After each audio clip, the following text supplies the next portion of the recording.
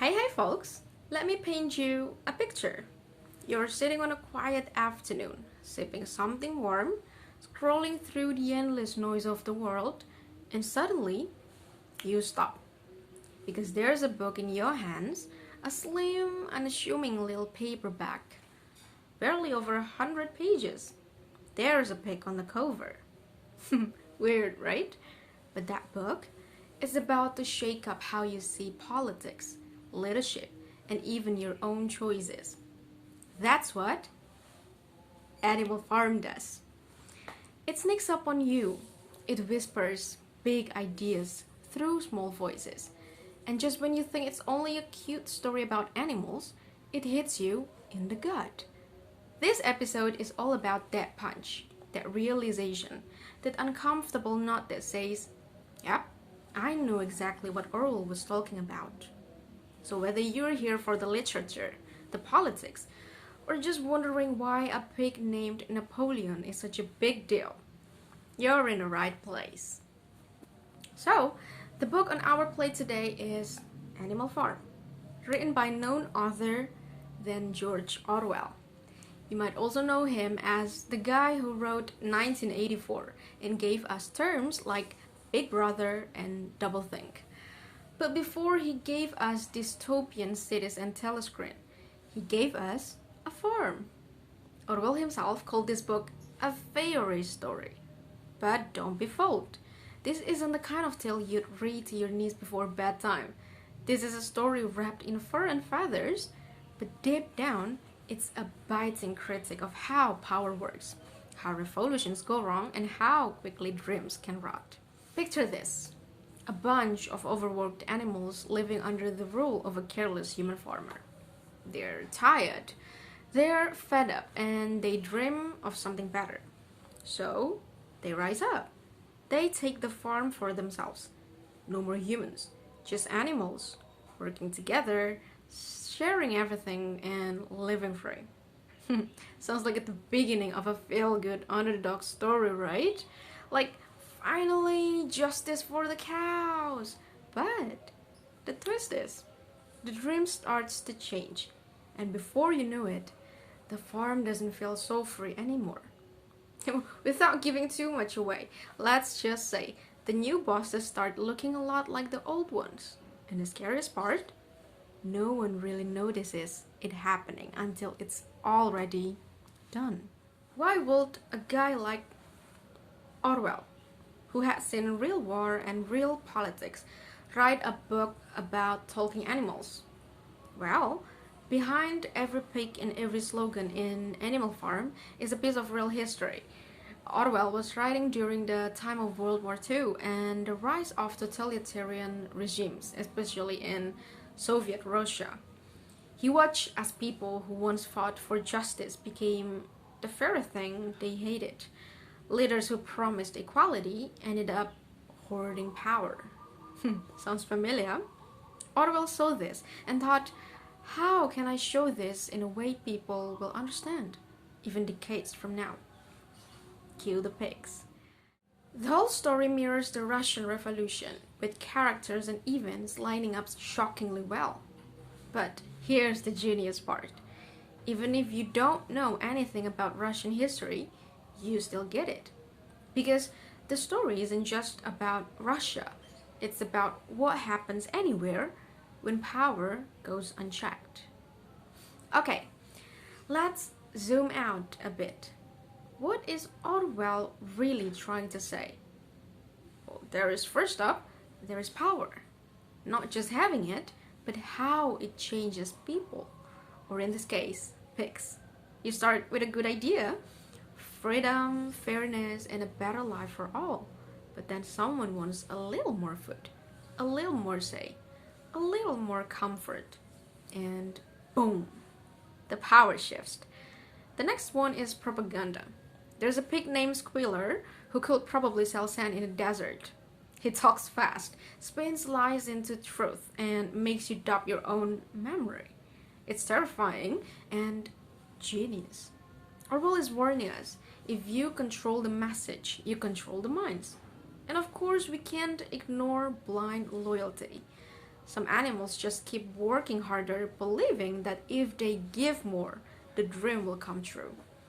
But what if the dream was rewritten while they weren't looking? It's all there. It's all here. Ambition, betrayal, hope, and disillusionment in a barn. Okay, now let's talk about the characters, specifically two pigs who start off as leaders. There is Snowball and Napoleon. Snowball is the big ideas pig. He's clever, passionate, and actually seems to care about everyone's well-being. He wants windmills, education, and progress. But being smart doesn't always protect you from being overpowered. Then there's Napoleon, quiet at first, but strategic, passion, and when the time is right, he strikes. He doesn't need speeches, he's got muscle, and he knows how to use fear. Sound like someone you know from real life? Yeah, me too. These two represent a clash of visions, idealism and control. It's one of the central tensions in the story, and watching it unfold is as exciting as it is disturbing. And let's not forget about Boxer, the workhorse with a heart of gold and a head full of loyalty. He's not a leader, but his story might be the most heartbreaking. Now, let me tell you how this book hit me. First of all, Animal Farm is the kind of book that just gets in your head. It's so short, so easy to read, and yet it packs such a heavy punch. You keep turning the pages thinking, wow, this is clever. And by the end, you're sitting there a little stunned. It's not perfect. If you're someone who loves deep character arcs or emotional journeys, you might feel a bit distant. These animals are symbols more than people. But what Orwell sacrifices in emotional detail, he gains in clarity. This book is a mirror, and sometimes it's uncomfortable to look at. You might not cry over these characters, but you'll definitely remember them, because they represent truths we see every day. So, a question worth chewing on. Is this just an old book about an old revolution? Well, have you ever heard a politician promise change and deliver the same old system? Have you seen media twist facts until the truth feels slippery? Have you felt like the rules are being rewritten while no one's watching? Exactly. The specifics may change, but the patterns? Oh, they are still very much alive. Animal Farm doesn't belong to the past. It's practically a warning label for the present. The language might feel old school, but the message, crystal clear. Now, should you read this book? Should your best friend read it? Should it be on every school reading list? Let's just say this. If you like books that don't waste your time, that leave you thinking, and that sneaks serious truth in between the lines, then yeah, it's a must-read. It won't take much of your time, but it might just change how you see the world. And that, in my opinion, is what great literature does. Even if you don't love political books, even if you're not into classics, this one is different.